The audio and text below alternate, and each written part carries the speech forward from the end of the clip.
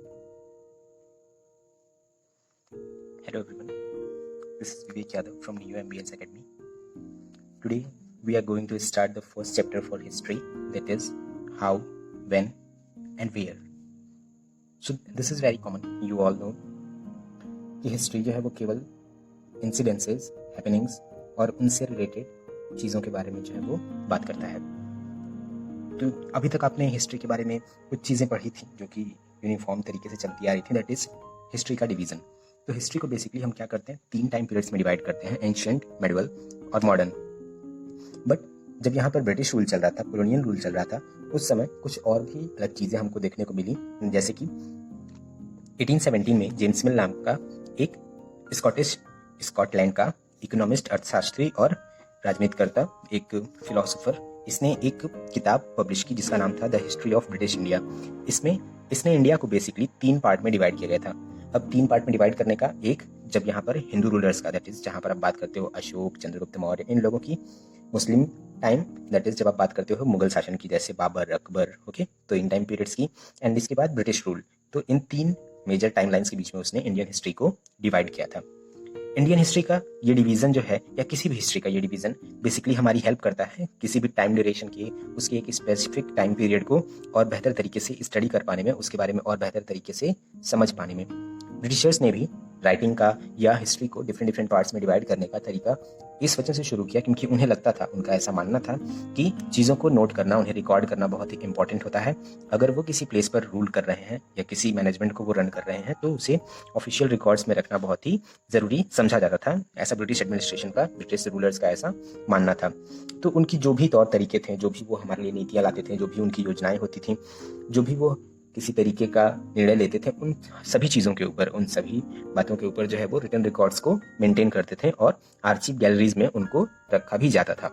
Printing presses का जैसे development होने लगा, वैसे वैसे इन रिकॉर्ड्स की ढेर सारी कॉपीज बननी शुरू हो गई और इनको स्टोर करना और भी ईजी होता चला गया। समय के साथ साथ ब्रिटिशर्स ने सर्वेज को भी इंपॉर्टेंस दिया। जैसे कि वो हमारे कंट्री पर रूल कर रहे थे, तो सर्वे का सबसे इंपॉर्टेंट मीन क्या होता है यहाँ पर, कि आप किसी भी कंट्री, एरिया या लोकेलिटी के रिसोर्सेज के बारे में पता लगाते हैं कि आखिर एक्चुअल में वहाँ पर हमें कौन कौन से रिसोर्सेज अवेलेबल हो सकते हैं, और उसी के बिहाफ पे आप अपने रूल को कंडक्ट करते हैं। आप देखते हैं उस प्लेस के रिसोर्सेज को उसके अकॉर्डिंग यूटिलाइज करते हैं। यूटिलाइजेशन के लिए प्रॉपर चीज़ों का डेवलपमेंट जो भी होना चाहिए वो करते हैं। तो इसके बारे में भी हमको यहाँ पर लगातार देखने को मिलने लगा और सर्वेज धीरे धीरे जो है वो इम्पॉर्टेंट होते चले गए। सर्वे का आप अगर देखो तो यहाँ पर botanical, ecological, geological and different type के सर्वेज जो है वो करने लगे, ताकि वो पेड़ पौधों के बारे में, मिनरल रिसोर्सेज के बारे में, फ्लोरा फाउना के बारे में, हर चीज़ के बारे में जो है वो ज़्यादा डिटेल में जान सकें और उसका मैक्सिमम यूटिलाइजेशन ले सकें।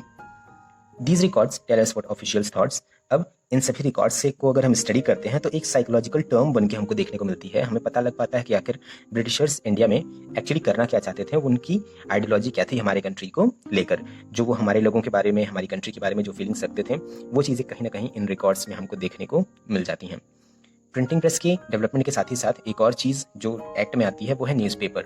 न्यूज़पेपर पब्लिश होने शुरू होते हैं और उसमें कुछ ऐसे पब्लिशर्स भी थे जो कि ब्रिटिशर्स के फेवर में बात करते थे, कुछ ऐसे पब्लिशर्स थे जो कि कंट्री के, नेशन के फेवर में बात करते थे। तो कहीं ना कहीं आइडियाज़ का स्प्रेड होना, जानकारी का लोगों तक पहुँचना, इसमें ब्रिटिशर्स के लिए भी पॉजिटिविटी थी और नेगेटिविटी थी। हमारे लिए भी इसमें पॉजिटिविटी और नेगेटिविटी दोनों चीज़ें प्रिवेल कर रही थी।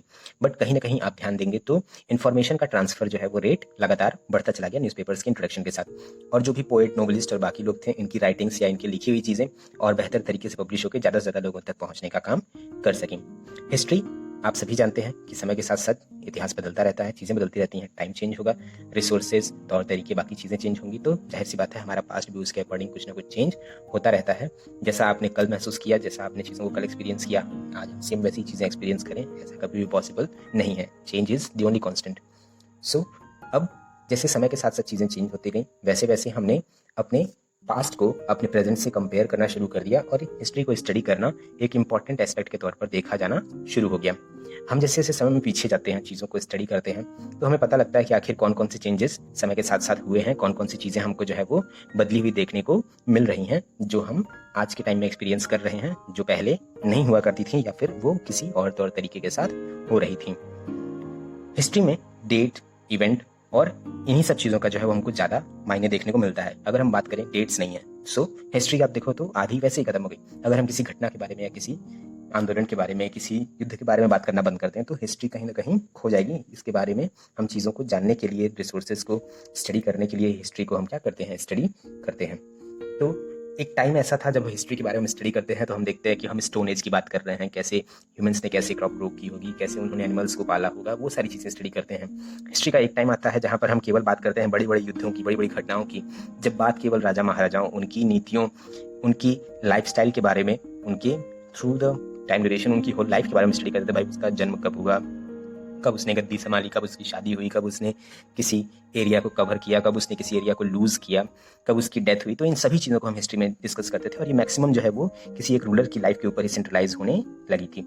इसी तरीके से जो ब्रिटिश हिस्टोरियंस थे उन्होंने भी अपने रूल के टाइम में इंडिया के बारे में डिफरेंट चीज़ें लिखी, जो उन्होंने बड़े युद्ध किए, जीते हारे, उनके बारे में, उनकी बड़ी उपलब्धियों के बारे में, उनकी नीतियों, उनकी योजनाओं के बारे में, और ये सभी चीज़ें रिकॉर्ड की गई। जो पहला हमारे वहाँ गवर्नर जनरल आया वॉरेन हेस्टिंग्स, उससे लेकर आखिरी वॉइस रॉय लॉर्ड माउंटबेटन तक चीज़ें ऑफिशियल रिकॉर्ड्स में अवेलेबल हैं। अभी भी बहुत सारी चीज़ें प्रिजर्व्ड हैं जिनको हम देख पाते हैं डिफरेंट लाइब्रेरीज में, आर्चिव गैलरीज में उनको रखा गया है, जिनसे हम इन्फॉर्मेशन आसानी से पा सकते हैं। तो ये बेसिक इंट्रो था चैप्टर का, और आगे जो है वो लेक्चर्स आते रहेंगे। आप स्कूल के चैनल को सब्सक्राइब कर लें और जैसे नोटिफिकेशंस मिलती हैं आप वीडियोस को चेक करते रहें, एंड जो भी इन्फॉर्मेशन होगी आप तक फॉरवर्ड की जाती रहेगी।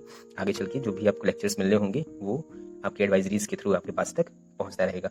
सो टिल द टाइम आप इनको नोट कर लें। वीडियो के एंड में मैं इस नोट की एक इमेज भी अटैच कर दूंगा ताकि आप आसानी से इसको रीड कर सकें और अपने लिए नोट प्रिपेयर करने का काम कर सकें। ओके।